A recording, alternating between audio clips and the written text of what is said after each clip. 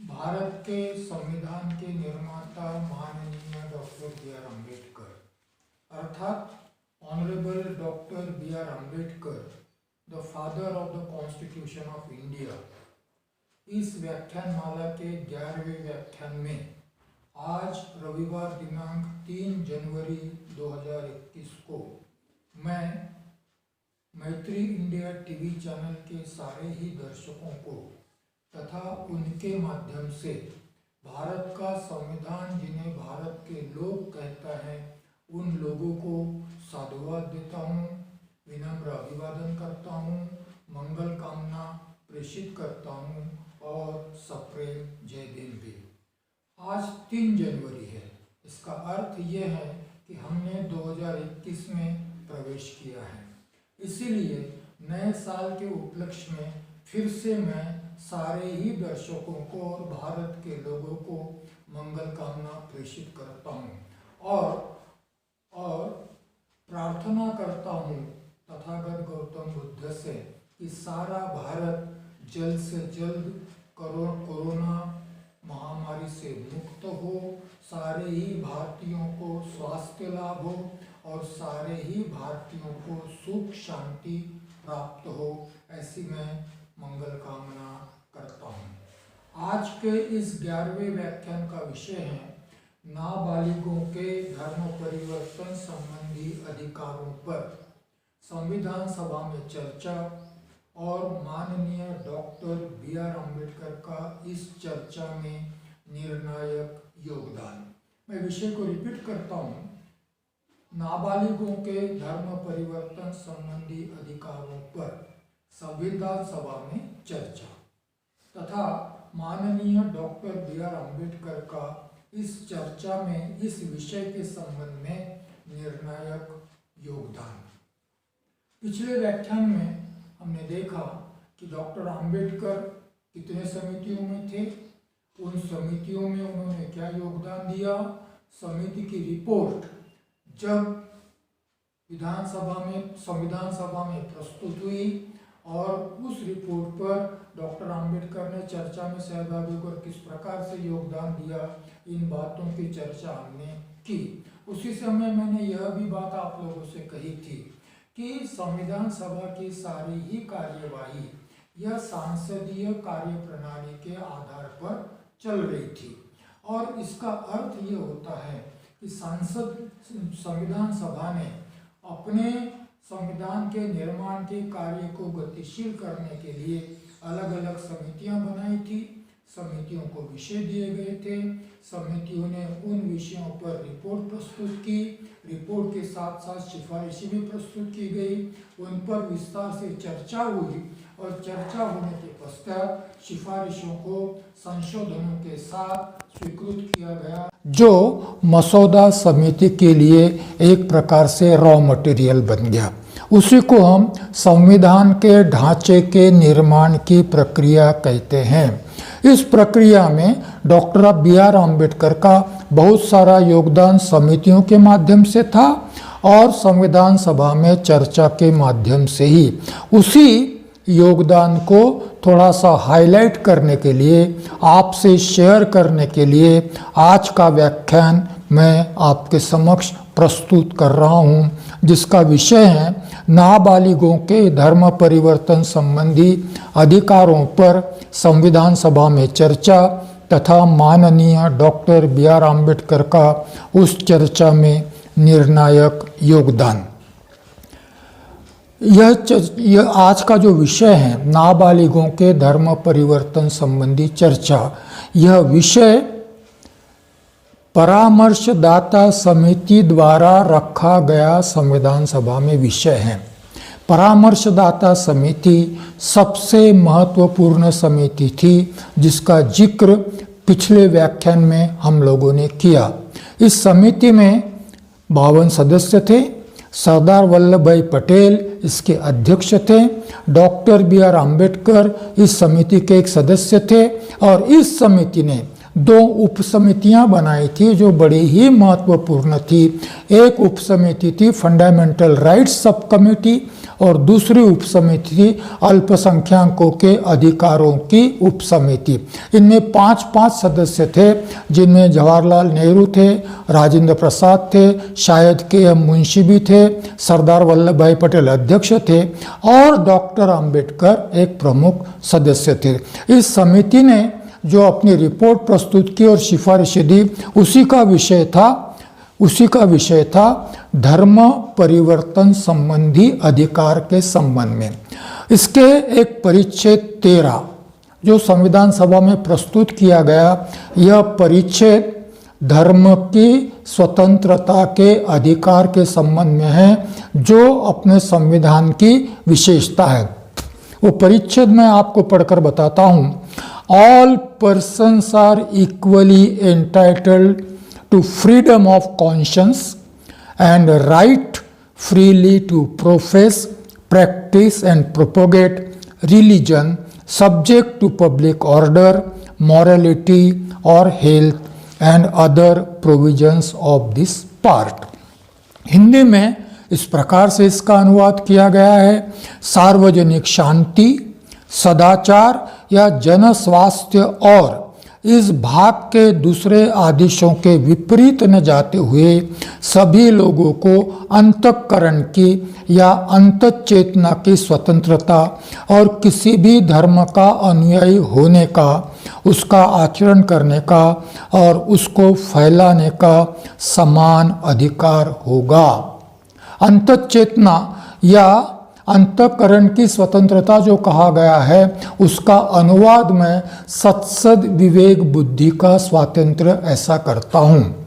इसका संबंध भारत के संविधान के अनुच्छेद 25 से है, जो फंडामेंटल राइट का हिस्सा है, जिसको हम कहते हैं धर्म की स्वतंत्रता का अधिकार। उसमें 2 प्रकार के स्वातंत्र्य है। एक सत्सद विवेक बुद्धि का स्वातंत्र्य, फ्रीडम ऑफ कॉन्शियस सत्सद विवेक बुद्धि। संविधान यह मानता है कि प्रत्येक मनुष्य को बुद्धि है। मनुष्य बुद्धिवादी प्राणी है, ये तो मनुष्य की व्याख्या की गई है।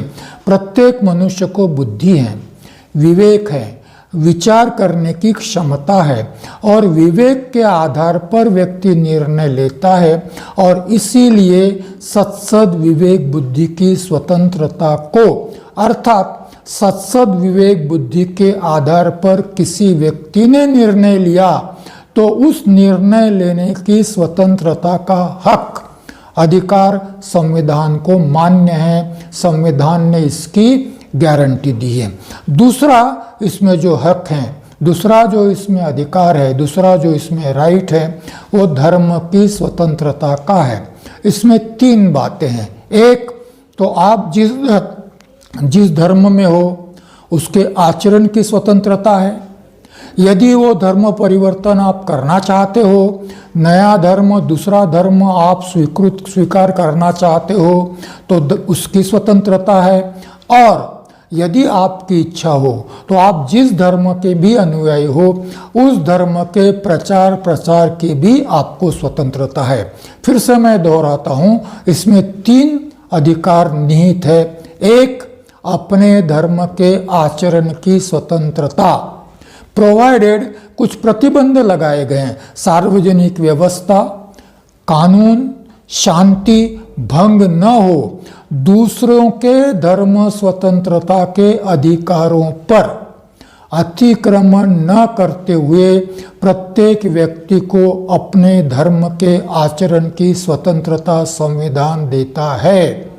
और इस अधिकार को, धर्म के आचरण की स्वतंत्रता, धर्म के प्रचार की स्वतंत्रता और धर्म के परिवर्तन की स्वतंत्रता, इस अधिकार को भारत के संविधान की एक विशेषता माना जाता है।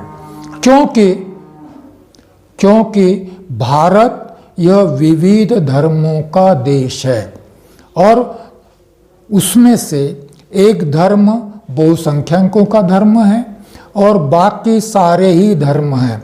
मुस्लिम, ईसाई, सिख, बौद्ध, जैन, जू और पर्शियन, ये मुख्य धर्म भारत में विद्यमान है।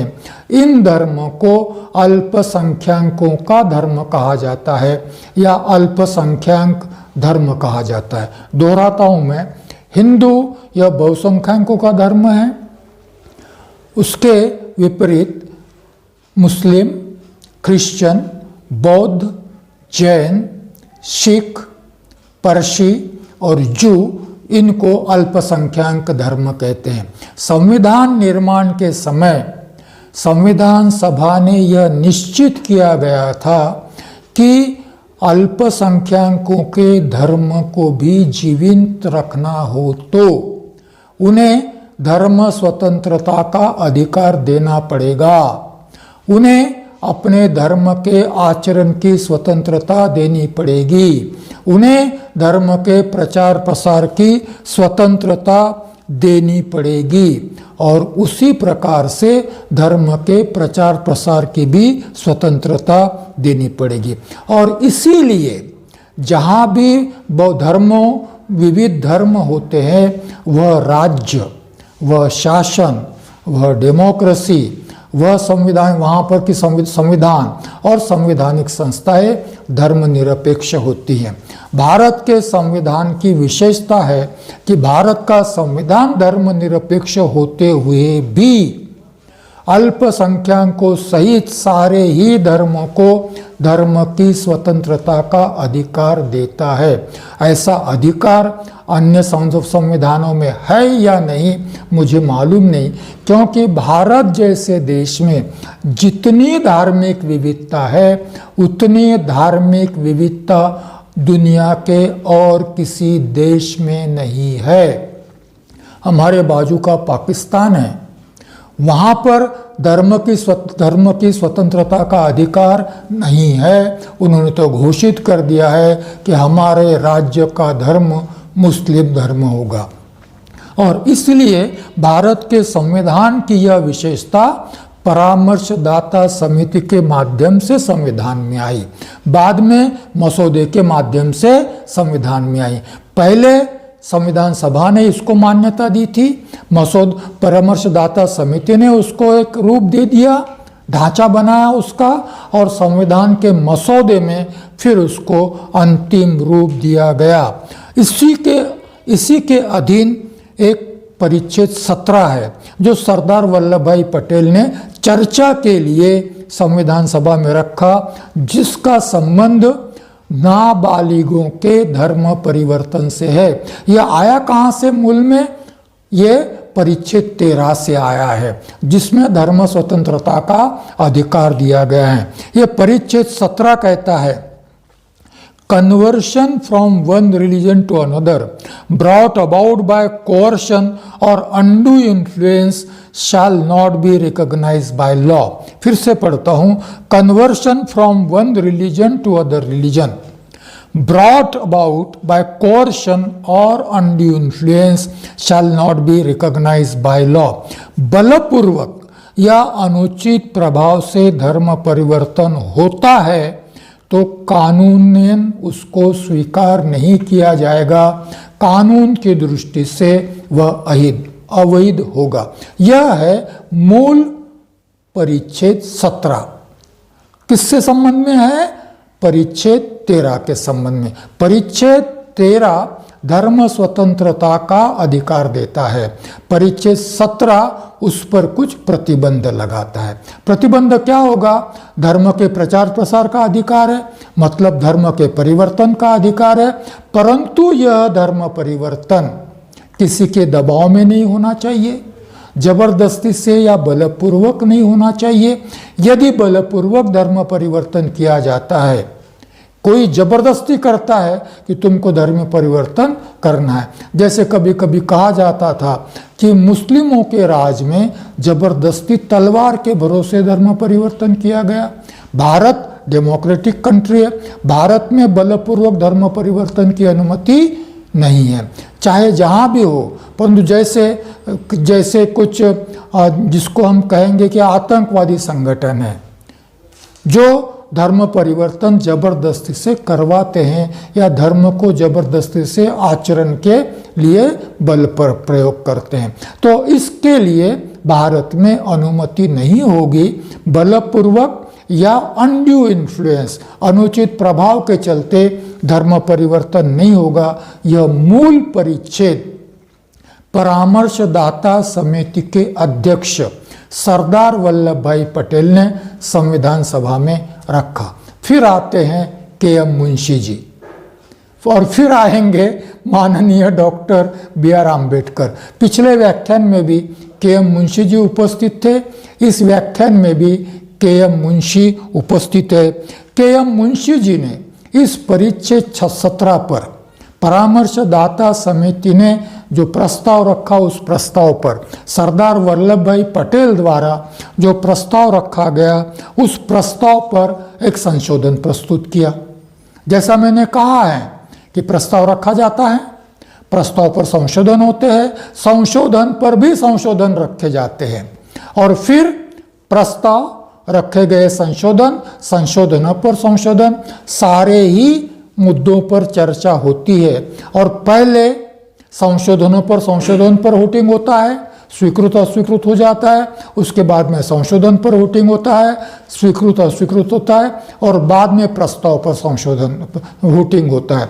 और यदि कोई संशोधन स्वीकृत हुआ तो संविधान सभा यह कहती है कि उस संशोधन के साथ हम मूल प्रस्ताव को स्वीकृत करते हैं और इस प्रकार से वह अनुच्छेद हो, परिच्छेद हो, प्रस्ताव हो, स्वीकृत माना जाता है। तो मुंशी जी का संशोधन इस प्रकार से है।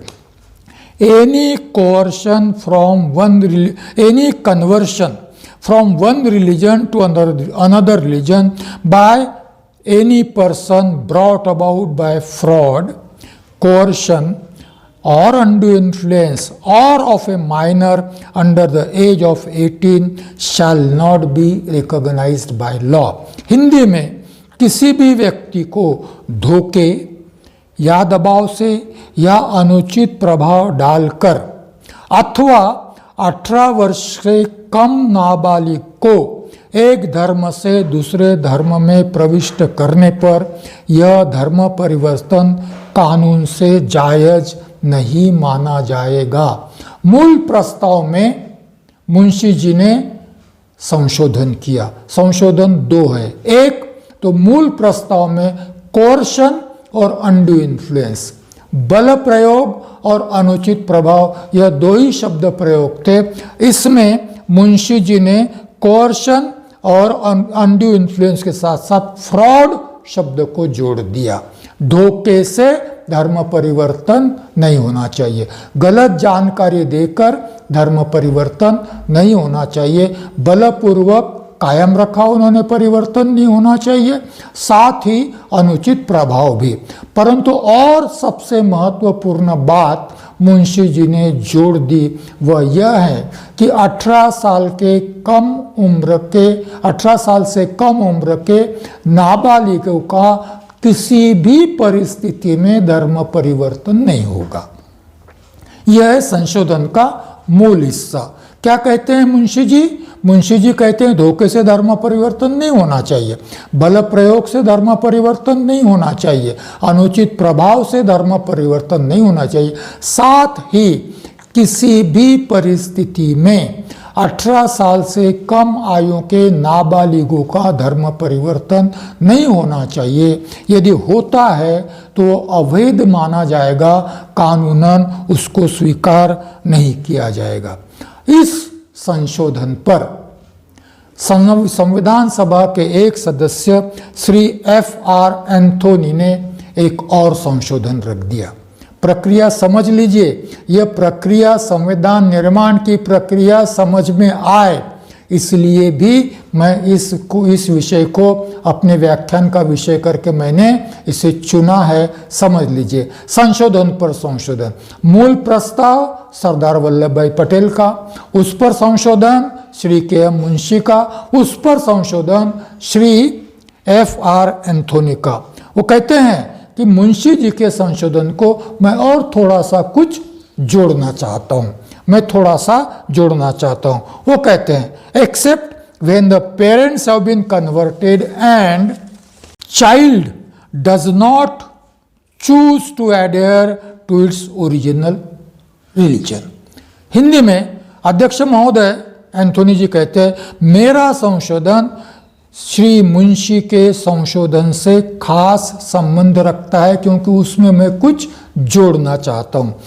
वो कहते हैं कि जब मुंशी जी ने जहां समाप्त किया उसके साथ ये जोड़ दिया जाए, या 18 वर्ष से कम अवस्था के नाबालिगों को, इस अंश की जगह मुंशी जी के संशोधन में क्या है, 18 वर्ष की आयु से कम आयु के नाबालिगों को। वो कहते हैं कि इस वाक्यांश को हटा दीजिए मुंशी जी के संशोधन में और इस प्रकार जोड़ दीजिए, सिवा उस अवस्था के जहां माता पिता को या उनमें से जो भी जीवित हो वह पहले धर्मांतरित हो और बच्चा अपने धर्म में रहना पसंद न करता हो। सादी सरल भाषा में मुंशी जी के संशोधन को एक अपवाद एंथोनी जोड़ना चाहते हैं। मुंशी जी का संशोधन जैसे कि वैसे उन कहते कि यदि माता पिता धर्म परिवर्तन करते हैं और बच्चा अपने मूल धर्म में रहना नहीं चाहता तो माता पिता के साथ बच्चों का भी धर्म परिवर्तन होगा। आगे की नहीं मुश्किल। मुंशी जी कहते हैं कि 18 साल से कम उम्र के नाबालिगों का किसी भी अवस्था में धर्म परिवर्तन नहीं होगा। एंथोनी जी कहते हैं कि जिनके माता पिता है या माता पिता में से एक जिंदा है, जीवंत है, यदि वो धर्म परिवर्तन करते हैं तो यदि बच्चा 16, 17, 14, 15 साल का है और वो कहता है कि मैं धर्म परिवर्तन नहीं करूंगा, मैं अपने धर्म में ही रहूंगा, तो उसका धर्म परिवर्तन नहीं होगा। परंतु बच्चा धर्म परिवर्तन के लिए कोई आक्षेप नहीं लेता है तो माता पिता के साथ बच्चों का भी धर्म परिवर्तन होगा। बुद्धिस्ट लोगों को सोचना चाहिए इस संशोधन के बारे में और समझ लेना चाहिए। हमारे माता पिता जो दीक्षा भूमि में आए थे उनको तो डॉक्टर अंबेडकर ने दीक्षा दे दी, परंतु घर पर जो बच्चे थे उनको किसी ने दीक्षा नहीं देने के बाद भी वो बौद्ध कहलाते हैं। ये संशोधन वहाँ पर है, ये संशोधन उसके लिए है। यदि मुंशी जी का संशोधन के साथ अनुच्छेद 25 आ जाता तो माता पिता के साथ हमारा धर्म परिवर्तन नहीं हो सकता था। तो ये थोड़ी सी डिटेल में इस प्रकार से समझने की बात है। एंथोनी जी कहते हैं कि माता पिता के साथ बच्चों का भी धर्म परिवर्तन होना चाहिए। यदि बच्चा धर्म परिवर्तन के लिए राजी है तो, नहीं है तो वो मूल धर्म में रह सकता है। बाद में एंथोनी जी अपने संशोधन पर थोड़ा सा वक्तव्य भी देते हैं, थोड़ा सा अपना मत भी देते हैं। वो पहले तो परामर्शदाता समिति को धन्यवाद देना चाहते हैं क्योंकि परामर्शदाता समिति में विवाद था धर्म स्वतंत्रता के अधिकार पर और उससे जुड़े हुए धर्म परिवर्तन के अधिकार पर। संविधान सभा में जो कांग्रेसी थे परंतु हिंदुत्ववादी थे, उनको लग रहा था कि यह मूल अधिकार यदि रखा गया, यदि यह फंडामेंटल राइट में रहा तो हिंदू धर्म में से अन्य धर्मों में धर्म परिवर्तन की प्रक्रिया जैसे ब्रिटिश राज में शुरू थी वैसे स्वतंत्रता प्राप्ति के बाद भी शुरू रहेगी। क्योंकि डॉक्टर अंबेडकर कहते हैं सिर्फ हिंदू धर्म ऐसा धर्म है जहां से लोग बाहर जाते हैं परंतु अंदर नहीं आ सकते। दूसरे धर्म से हिंदू धर्म में लोग नहीं आ सकते क्योंकि दूसरे धर्म से यदि हिंदू धर्म में आते हैं तो उनको सिर्फ धर्म परिवर्तन नहीं करना होता है, उनकी जाति भी उनको देनी पड़ती है। वो जाएंगे कौन सी जात में, जाएंगे कौन सी जात? वो तो ये नहीं कह सकते मैं हिंदू बनना चाहता हूं मुझे ब्राह्मण जात में रखो, कौन सी जात में जाएंगे? इसीलिए प्रवाह एक तरफा रहा है हमेशा। शुद्धि की बात छोड़ दीजिए, वो तो अपवाद है, शुद्धि वगैरह वगैरह जो छोड़ दीजिए वो अपवाद है।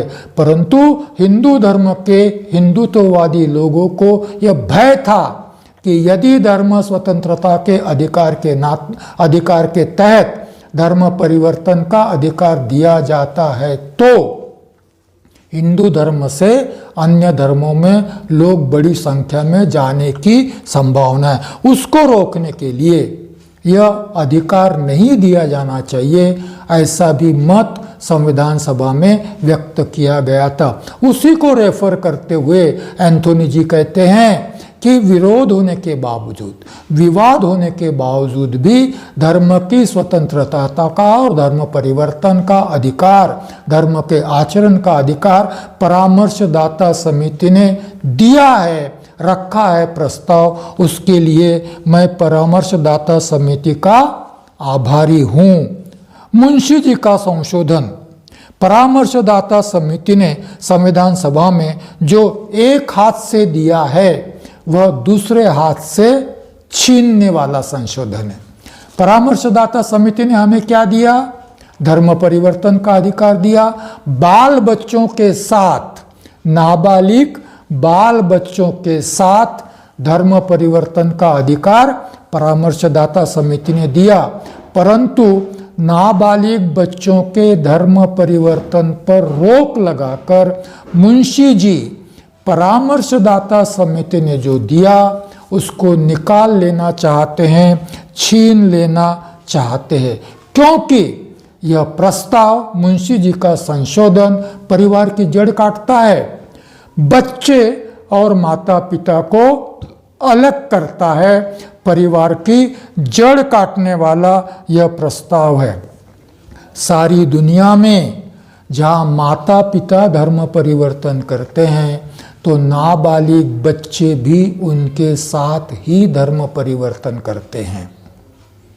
नाबालिग बच्चों को अलग से कुछ भी नहीं करना पड़ता, माँ बाप के साथ बच्चों का धर्म परिवर्तन हो जाता है, क्योंकि परिवार है, परिवार मूल इकाई है, परिवार सुरक्षित रखना है। दुनिया ने इस हक को मान्य किया है, मुंशी जी इसको छीनना चाहते हैं और पारिवारिक जो एकता होती है, पारिवारिक जो भावना होती है, वही वह दूषित करना चाहते हैं।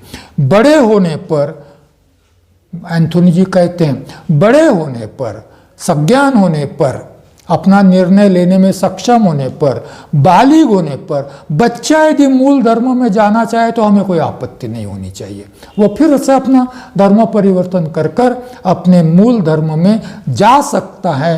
परंतु नाबालिग बच्चों के धर्म परिवर्तन, जिनके माता पिता जिंदा है और धर्म परिवर्तन करते हैं, ऐसे नाबालिग बच्चों के धर्म परिवर्तन पर रोक लगाकर परिवार तोड़ने की भाषा, हमारा हक छीनने की भाषा मुंशी जी का संशोधन करता है। इसीलिए एंथोनी जी कहते हैं मुंशी जी के संशोधन पर मैंने संशोधन रखा है। मेरी मान्यता है कि जब आप धर्म प्रचार का अधिकार स्वीकार कर चुके हैं तो नेचुरल जस्टिस के चलते, स्वाभाविक न्याय के चलते और न्याय की अनुरूपता का ख्याल करते हुए पारिवारिक जीवन के सिद्धांतों को भी आप स्वीकार कीजिए। और परिवार जब धर्म परिवर्तन करता है, इसका मतलब माता पिता या अभिभावक जब धर्म परिवर्तन करते हैं तो बच्चों का भी धर्म परिवर्तन होना चाहिए। यह बात एंथोनी जी ने कही। परंतु कुछ लोग एंथोनी जी के प्रस्ताव के विरुद्ध थे, मुंशी जी के प्रस्ताव का समर्थन करने वाले थे। उनकी भी बात हम लोगों को सुननी चाहिए। तब तो संविधान किस प्रक्रिया के अंतर्गत निर्माण हुआ यह हम समझ पाएंगे। तो खड़े हो गए बोलने के लिए पुरुषोत्तम दास टंडन जी। पुरुषोत्तम दास टंडन, सेठ गोविंद दास, डॉक्टर राजेंद्र प्रसाद, यह लोग कांग्रेस में हिंदुत्ववादी तबका माना जाता था और इन लोगों ने घोर विरोध करने की वजह से हिंदू कोड बिल पार्लियामेंट में सम्मत नहीं हो पाया, नेहरू जी को पीछे लेना पड़ा। उस समय पुरुषोत्तम दास टंडन कांग्रेस के अध्यक्ष थे। क्या कहते हैं पुरुषोत्तम दास टंडन? पुरुषोत्तम दास कहते हैं, टंडन कहते हैं, भाई हम लोगों ने तो धर्म स्वतंत्रता का अधिकार मान लिया, धर्म के प्रचार प्रसार का भी अधिकार मान लिया, हम लोगों ने इतना ही नहीं धर्म परिवर्तन का भी अधिकार मान लिया।